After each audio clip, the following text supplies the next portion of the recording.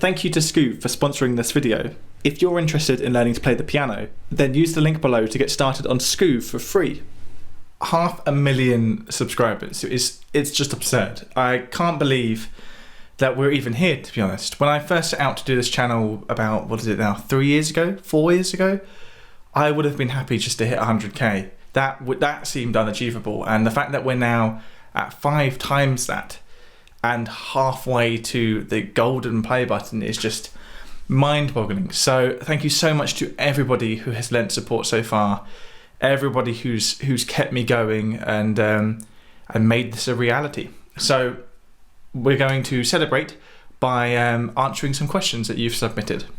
What is your most hated song in your favourite band, especially from Radiohead and the Beatles, and why do you hate it? I think with the Beatles, the only song I could say that I dislike is Revolution Number 9. And, you know, for obvious reasons, really. It's not particularly a song. It's not a listenable piece of music, in my opinion. I know it's very groundbreaking and forward-thinking, but, you know, and as a example of innovation, it's interesting. But I don't think I've ever listened to the White Album and not skipped that track. Another more sort of typical Beatles song, though, that I actually also kind of dislike is Savoy Truffle, which is a George Harrison song. And I don't know why I don't like that song, but it just sort of, it doesn't do anything for me. And yet another song that sort of, for me, dilutes the White Album. With Radiohead, I don't actually think there is a song which I particularly dislike. There's certainly albums and songs of theirs which I prefer over others. The nearest thing I can think of is Electioneering, which I don't think is a bad song, but on OK Computer, Electioneering is the one song which stops it from being a perfect album for me. I think that's the one dip in the quality of songwriting. Is it the voice, the lyrics, or the music that initially gets your attention when you first encounter an artist's work? This is something I've thought about quite a lot, actually, because as a songwriter, I've always been really into a good lyric. I always like coming up with a clever lyric, and sometimes at the cost of the song itself, because I will almost overwork the lyric and make the music kind of awkward to fit the lyric in. But what I found, you know, over the years is actually most people, including myself, don't really listen to the lyrics on a first listen of a song. They may not even ever really engage with what the lyrics are saying. I know that there's favourite songs of mine where I either couldn't tell you the lyrics or I couldn't tell you what the lyrics are about. They're sort of just there. And of course they're an essential part of music, but I think the melody is probably the most important part of a song, closely followed by the performance and the instrumentation. Because of course you could have a fantastic melody badly performed, as anyone who's heard a bad cover version will know. So I think, yeah, lyrics are probably the lowest on the tier list there, and the music and the instrumentation and the voice are sort of all on top. They are all equally important, in my opinion. What sort of styles and genres do you think will become more popular over the next decade?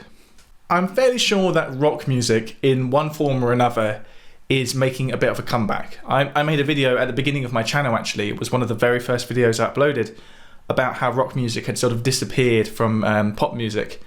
And it has been over 10 years now since rock music really did vanish from the charts. And I think now, you know, on various fronts, it's coming back. You can see Happier Than Ever, Billie Eilish, that's a rock song. Good For You by Olivia Rodrigo, that's a rock song. And far more beyond that as well. So I think that is the style that's coming back, is rock music. What is your musical history and education?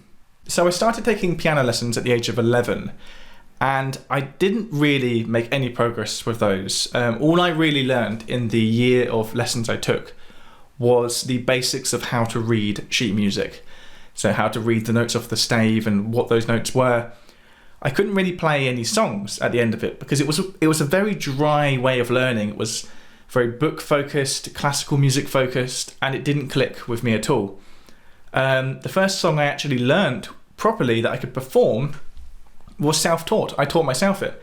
I discovered that you could get sheet music on the internet, found Ode to Joy, and because I had learnt the basics of how to read sheet music, I was able to play the first 16 bars of Ode to Joy.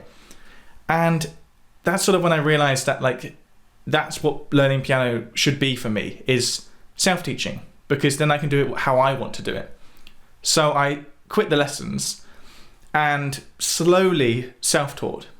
And it really kicked into gear when I was about 14, because that's when a lot of my friends were learning guitar and making bands, and I suddenly had this motivating force to learn my instrument. So I started learning chords and the 12-bar blues on the keyboard, and I also got a guitar at this point and started teaching myself some basic chords.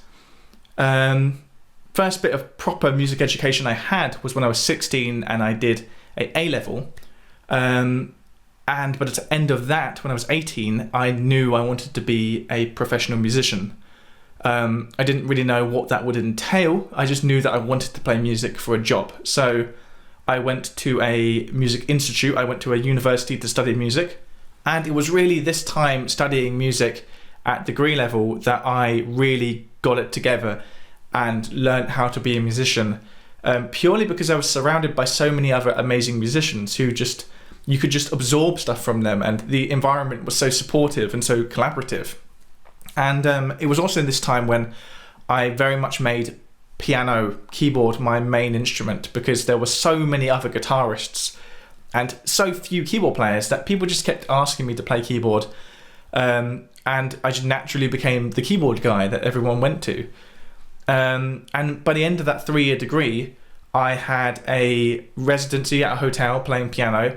I had a few different piano students, and I also was in a gigging band, a function band, who were playing at weddings and making money. So when I came out the other end of university, I was already making money from music. And when I came out of uni, I really wasn't that sure whether I would be able to be a full-time professional musician. I didn't know whether I would be able to make a full-time job of it. And I had all these sort of backup plans in my head about how I could go teach music in a school, or I could go work as a waiter and do music at the weekend. But in not that much time, it became apparent that I could get enough work from various different sources that I could be a full-time musician.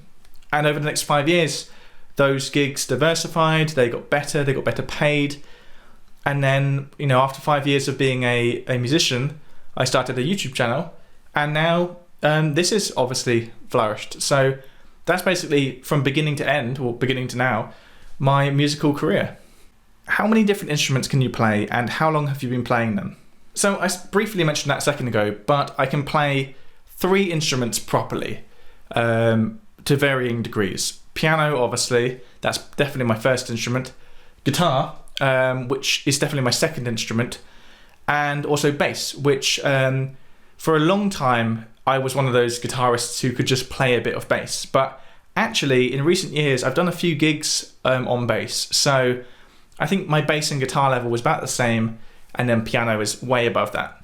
But there is one other instrument, actually, which I'm learning.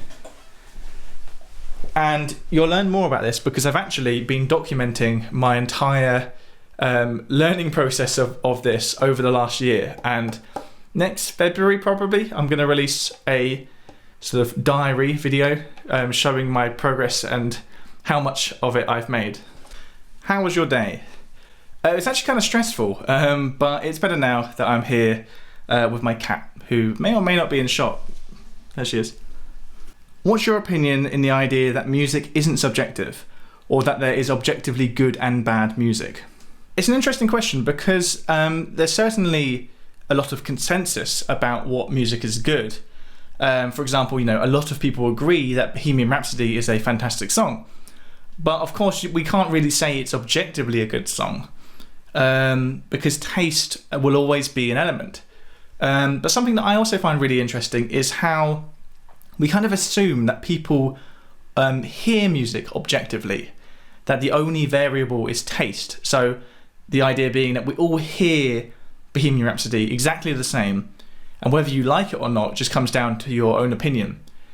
But particularly when it comes to like modal music or 4-bar loops, there's actually different ways you can hear a song, different ways you can hear the tonality.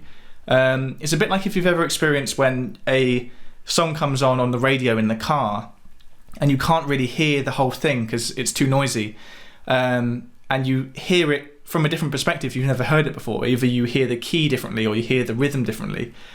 That's kind of true of all music, I think. To varying degrees, you can hear the same song differently than someone else. So it's dangerous to assume that music is objective, because we really can't tell how music sounds to someone else's ears.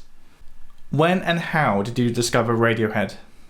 I think I discovered Radiohead before I knew who they were, and it was all down to two things: FIFA 2004, which is a football game, soccer if you're in America, and the DVD menu of a teen drama called Skins. And I know that all sounds very random, but let me explain. So on the soundtrack to FIFA 2004 was Mixomatosis by Radiohead. And I didn't know anything about Radiohead at that point, but I really loved that song. And then a few years later, I had the DVD of a TV show called Skins, and on the DVD menu, they had the song Nude in the background. And I really loved that song too. And then one day, I think I was reading like a music magazine at school, and one of my friends, said about Radiohead, and I think In Rainbows had just come out recently, actually. And when I was in a shop a few weeks later, I saw OK Computer for £5, and I bought it. And that was the beginning of me listening to Radiohead. After that, I just, in quick succession, bought every album of theirs, and I will continue buying every album of theirs until they stop making them. What's the last 20 songs you've listened to, or some new artists you'd recommend? I don't know, actually. I can actually the most recent song I've listened to, actually, that I listened to just before I sat down to film this, is Phoebe Bridgers' cover of Bo Burnham's That Funny Feeling. And if you don't know who either of those people are, then you need to rectify that. Phoebe Bridgers is definitely my favourite artist working at the moment. And Bo Burnham, if you haven't seen his, they call it a comedy special, but really it's like a piece of musical theatre. He did the comedy special on Netflix, and it's basically an hour-and-a-half musical phenomenon all about last year, about the pandemic and lockdown and everything. And it's just full of amazing pieces of music, amazing songs. So that's who I've been listening to. Definitely go check out both Bo Burnham and Phoebe Bridgers if you've not listened to them. Do you do all of the notation in your videos? And if so, what software do you use? So yes, I pretty much do all of the notation. Historically, I used to rely a bit on other people's transcriptions, but then, surprisingly often they had mistakes in them, and it would be annoying because then people would mention that in the comments, and I wanted to say, oh, it wasn't me, it was someone else. But of course, it's my responsibility to make sure that these transcriptions are correct. So I found in the long run that the easiest way to do that is just to do them all myself, which would be a big undertaking if I was playing the entire song. But because I often only play 10 seconds of a song, I will just transcribe that one part of the music. And as for the software I use MuseScore, which is a free-to-use version of more common softwares like Sibelius. Do you have a favourite key? F major. Can you sing for me? No. What are the pictures on your guitar? Can you show us? So yeah, these two pictures here, which have been here for quite a long time now, are two of my highest tier patrons. If you're on the highest tier on my Patreon, one of the perks you get is you can have your photo in the background of my video. And not all of them choose to have that, but these guys have chosen to do that. And I'm more than happy to have them there because they are pledging a very decent amount of money to keep this channel going, and I really appreciate that. And speaking of Patreon, this is a great segue into the end of this video. Thank you so much to everyone who supports me on Patreon. It really does make all of the difference. The income streams from YouTube can be quite unreliable and fluctuate a lot, so having that baseline of Patreon just means that I know I can invest in being a YouTuber, in making these videos for years to come. As long as the support is there and the interest is there, I will be making these videos. So thank you so much for all of the support. And here's to a million subs. Let's see if we can get there. Thanks very much. Andre Sainz Diaja, Andy Deacon, Andrew Sussman, Austin Barrett, Austin Russell, Bob McKinstry, Boo Medell, Whitney Parker, Cameron Orvilla, Colin Aiken, Chris Cabal, Christopher Ryan, David Bennett is hot, David Rivers, Donald Howard, Dr. Darren Wicks, Elena Skorchenko, Eugene Leroy, FD Hodor, Greg Kabowski, Ilamo Latona, Hamish Brocklebank, Hernick Kutcher, Hugo Miller, Ivan Pang, Jake Fisher, James Kao, J.A. Kokensparger, John Dye, Josh Sanderlin, Justin Vigor, Mark Saitera, Mark Siegenhagen, Max O'Keefe, Melody Composer Squared, Melanie Schoner, Michael Vivian, Nathan Lawrence, Nathaniel Park, Nick Chang, Paul Middleton, Paul Muller, Paul Pazel, Peter Dunphy, Richard Pride, Roger Clay, John Kennedy, Steve Daly, Stephen Lazaro, Tim Beaker, Homer Aharoni, Trisha Adams, Tim Payne, Victor Levy, Vidad Flowers, Vladimir Kodakov, Volti, Waylon Fairbanks, and Zayfod.